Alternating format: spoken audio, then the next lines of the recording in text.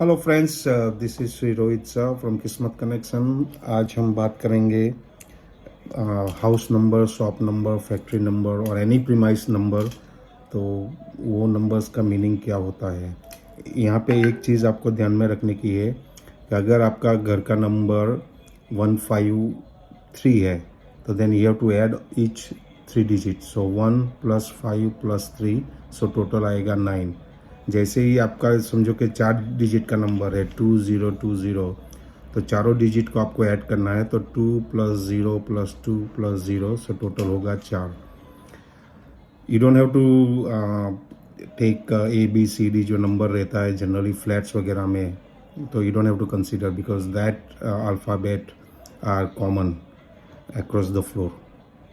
So what the number one indicates? Number one indicates the willpower, the determination. Males will dominate than the women in that particular house number or the premise number. Original and creative ideas are encouraged in this premise.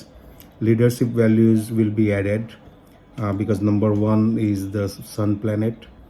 So sun is the ruler of all the planets. It is a good house number for a new start. There is an opportunity to attain the leadership in the community around.